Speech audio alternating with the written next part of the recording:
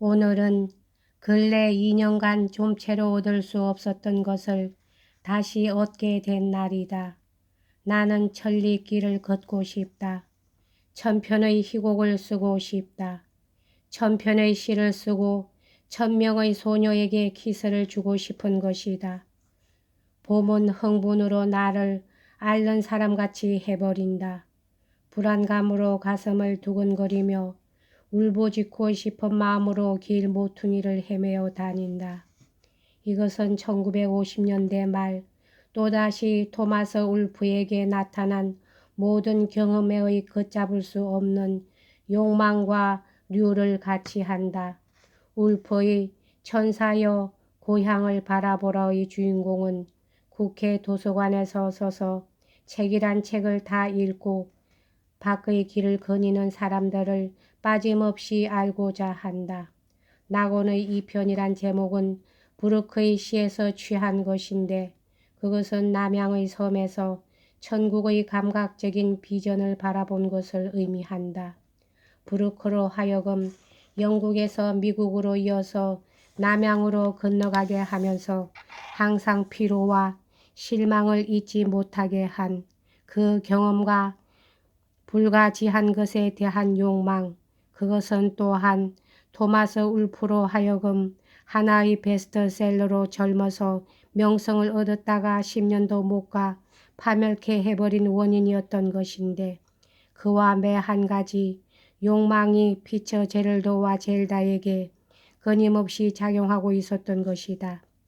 피처 제럴드와 브루크는 기질상 놀랄 만큼 닮은 점이 있다. 양자의 편지엔 한결같이 터무니없는 장난과 익살맞은 히로이즘이 가득 차 있었던 것이다. 25일은 올 수 없으나 29일엔 오고 싶다고 하지 마십시오.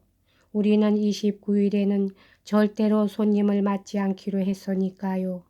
29일은 니케아의 제2회 종교회의 기념일이며 그날 우리들 성스러운 주님은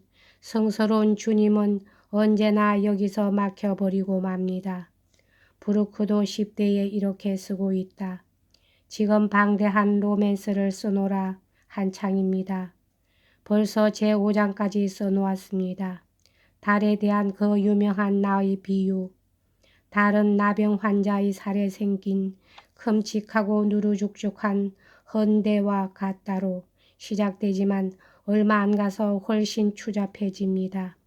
주요 인물의 하나는 수종의 나병 환자이며 팔, 다리와 얼굴이 큼직하고 물렁물렁한 뱃속으로 빨려 들어가 있습니다.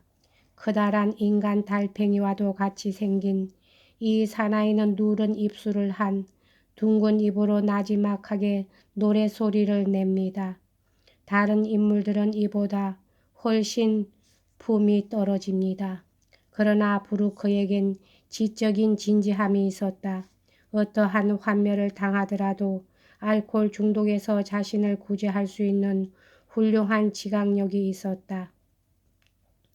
키링에게 보내는 편지에서 그는 그의 독자적인 신비주의에 관해 다음과 같이 말할 수 있었던 것이다. 다만 사물이나 인물을 있는 그대로 보는 것, 유용성이나 도덕성이나 미추에 구애되지 않고 단지 존재하는 것으로 보는 것이 그것입니다. 나는 객차에서 중년의 상인을 몇 시간이나 바라볼 수 있습니다. 그런 사람들의 정신 상태가 좋지 못한 것을 나는 알고 있습니다. 그러나 나는 그들이 그곳에 있다는 것에만 정신이 쏠린 나머지 그런 생각을 할 여유까지는 없는 것입니다. 버밍엄 태생의 중풍에 걸린 반자유무역자인 오류 비즈니스맨이라도 찬란하고 불멸적인 것입니다. 피처 제랄드에겐 이러한 지각이 그려되어 있었으며 이상주의가 메마르자 그 뒷자리를 차지할 아무것도 없었다. 젤다는 신경쇠약이 되어 잠시 동안 신경병원에 입원했다. 그는 상업잡지에 졸렬한 소설을 쓰고 술에 탐닉했다. 그의 최량의 소설 위대한 개스비는 절찬을 얻었지만 그가 바라던 바와 같이 팔리지는 않았으며 그 후 몇 해가 지나자 대잡지사로부터의 원고 청탁도 점점 줄어들었다. 그 사이 어네스트 헤밍웨이, 도스 파소스, 울프 같은 신인 작가들이 등장하고 조금 늦어서 포크너까지 나오게 되었다. 이리하여 자기 연민의 시기를 맞은 그는 자기의 실패의 죄를 저에게 돌리려고 하여 그것을 다음 작품 다정한 밤으로 극화했다. 이 소설에 등장하는 우수하고 유망한 젊은 정신병 의사는 정신요법으로 받고 있던 부유한 미소녀와 결혼하여 리비에라의 피서와 파티의 세계에 뛰어들어 드디어 주광의 실패자로 끝나버린다. 부호의 딸은 그를 떠나 다른 남자와 결혼한다. 이 소설로서 자기를 당시의 제1선 작가로 복귀시킬 수 있으리라 믿었던 피처 제럴드는 그 소설의 철저한 실패로 받은 타격에서 끝내 재기할 수 없었다. 그의 나이 이미 40이 넘었다. 젤다와는 헤어졌었다.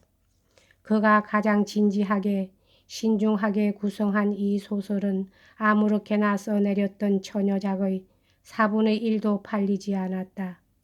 그의 신경과 자부심은 더 없는 상처를 받고 있었다.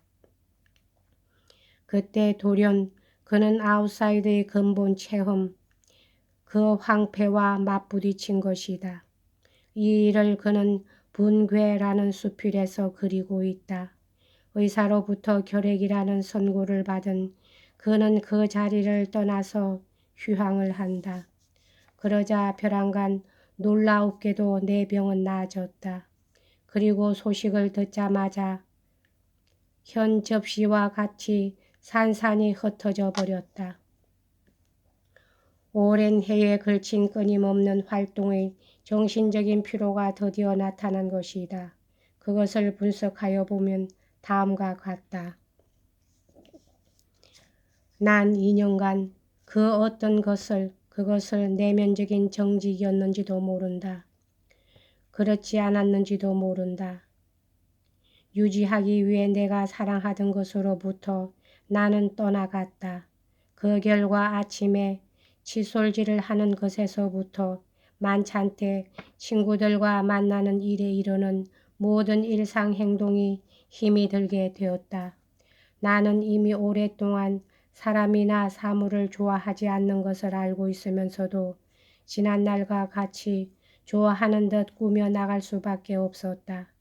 나와 가장 친근한 사람들에 대한 사랑도 다만 사랑하려 애쓰는 것에 불과하며 편집자나 담배 장수나 친구의 자녀들과의 관계도 옛일을 생각해서 이렇게 해야만 하는 것임을 나는 알고 있었다.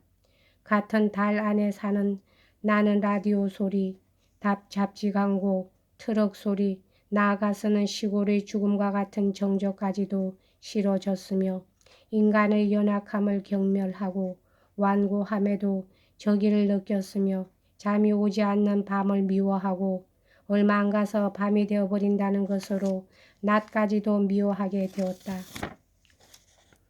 나는 심장을 밑으로 해서 잠을 잤다. 심장이 조금이라도 빨리 필요하면 그만큼 저 축복된 악몽의 시간이 새날을 맞게 해주는 그 카타르시스와 같은 그 시간이 빨리 오는 것을 알고 있기 때문이다. 여기까지 하겠습니다.